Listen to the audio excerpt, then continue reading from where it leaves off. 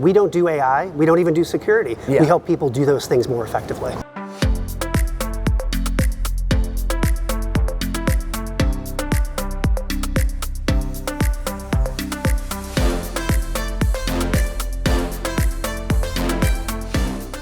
I'm John Generone, Editor-in-Chief of Tech Edge. Thrilled to be here in San Francisco at RSA Conference 2025. I have with me today, believe it or not, an old friend. I have Doug Murray, who's the CEO of Auvik. Doug, thanks for joining me. John, great to be here and good to see you again. So been a while. We met back in my CNBC days. So yes. New world, new set, but pretty similar actually. So let's jump into the conversation, Doug. Tell us about Auvik and some of the solutions you provide for IT teams. For IT teams, sure. So at Auvik, we focus on delivering frictionless IT. So what does that mean, basically? So we started as a network management company, delivering SaaS services about 13 years ago. And we've evolved the platform to be very focused on now something more broad and holistic, which is IT operations management. And you can look at that as people today deal with a multitude of different devices and elements of infrastructure. So you can look at your your firewalls, your switches, your routers, your access points, your SaaS services, AI tools, even endpoints. And we help dramatically simplify the day in the life of somebody that's working through the complexity associated with managing all of that. Makes a lot of sense. Another question for you. This is a two-parter, actually. Okay. So can you tell us a bit about some of the common challenges that your clients face? And then also, this is a really interesting and important part, I think, how you incorporate their feedback into the services you provide. Yeah, so I look at things, and I always have in my career, long career now, as you know, looking at the day in the life of the IT professional. Yeah. And when I look back, so I'll frame up not the last 30 years, the last 15 in particular, with the advent of bring your own device to work, right? Yeah. Like you have the ramp of the iPhone 15 years ago. And so you fast forward in time, BYOD, then you have the advent of SaaS services. There are over 30,000 SaaS services today. We're one of them, obviously. Then that moved to AWS Azure, the cloud guys. Then a pandemic hits. Now you have this wave of AI and the innovation associated with that. And the poor IT admin is basically dealing with, in some cases, slight increase to their spend, and they're trying to manage all of this, and they're trying to make at least trying to figure out day to day how to manage that. So our view is, how do we simplify their lives and make it so that IT teams can work however they want, wherever they want, securely? And that's really what we focus on. All right, that makes a lot of sense. Now, you recently published an IT trends report, and I believe what you talked about in there was a skills gap. Can you tell us what that's all about? We did. So there's the obvious skills gap. So first of all, we do this report every year. We've done it now for the last 6 or 7 years. So we get the data and we try to pinpoint specific trends each year. Helps us not only in terms of understanding what's going on in the market, but also for a roadmap, selfishly, right? And so skills gap is a big thing. You have a lot of people in the IT sector that are retiring, so you get the whole baby boomer thing. Yeah. And people coming out of university that are focused on AI and some of the other things and not necessarily infrastructure. Right. So there's a skills gap and there is a stress level that we've seen. So out of the survey, what was most interesting to me was twofold. One is upwards of 80% of people that we surveyed don't feel like they have enough time to focus on new innovations like cloud certifications or focusing on learning about AI. Yeah. And then the other thing is what we found was that 33% of customers did not have an AI security strategy. And as you see from the floor here at RSA, like AI is everything, Yeah. the future of AI, where we take it. A lot of buzzwords last year, it's becoming more real this year. Yeah. But that's definitely a pain point for our end users. Gotcha.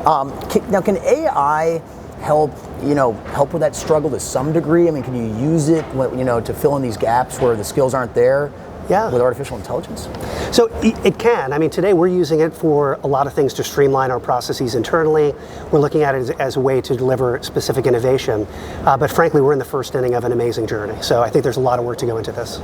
Tell us about some of the recent innovations you've made. In particular, I want to talk about your endpoint network monitoring and SaaS solutions. Yeah, so SaaS is a big deal for us.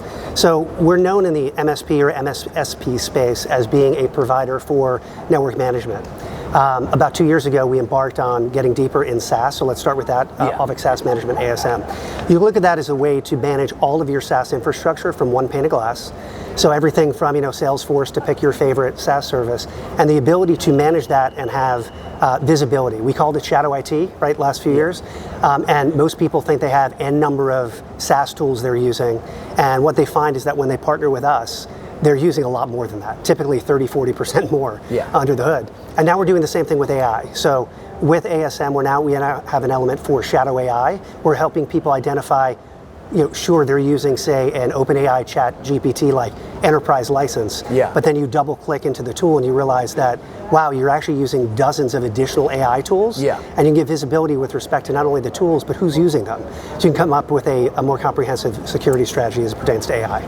Doug, if I might ask you something, I've thought about the platform we use for publishing our content. It's called WordPress, and Yep, it's sure. very old. Old school for sure. Yeah, and I look at it and I wonder, could you deploy AI in there, or is it just too ancient for that to be possible? So in our world, we look at anything that speaks IP. Yeah. Right. So today we support over 700 different vendors today. Yeah. So anything that talks IP that we can speak the language using various protocols like SNMP or BGP or other elements. Anything that speaks that language, we're able to capture in some way, shape, or form. Yeah. Some obviously richer and more deeply than others. Yeah. Right. But it does depend on the age. So if it's something that's more mainframe back in the day, unlikely. Gotcha. You're not the only guest who said that there's a whole lot of talk about AI downstairs. Yep.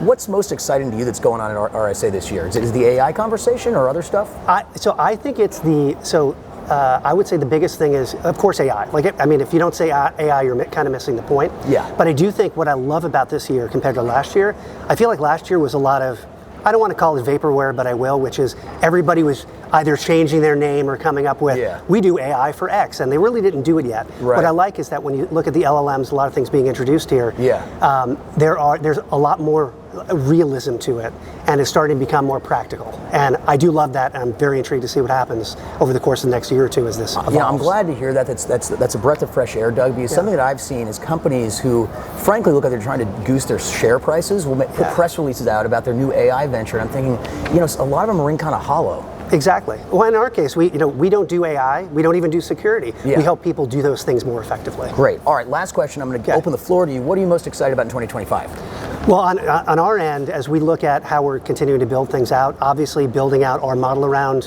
what we're doing for our install base is great. We do a lot for the companies that are on the floor here. Yeah. When you look at the companies we support, as I mentioned, over 700 companies today, and so every one of them is coming out with a new firewall, a new intrusion detection device, a new cloud service. So our ability to grow with them is something that's super important, and it's kind of core to our ethos. But then beyond that, getting into automation.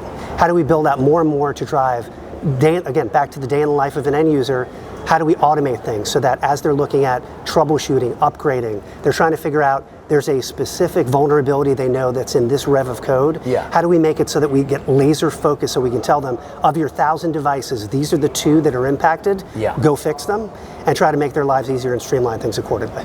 Great stuff. All right, Doug, well, it's always great to see a friendly Pleasure. face. Good to see you. This has been Doug Murray, who's the CEO of Auvik. I'm John Janarone, Editor-in-Chief of Tech Edge, signing off from San Francisco.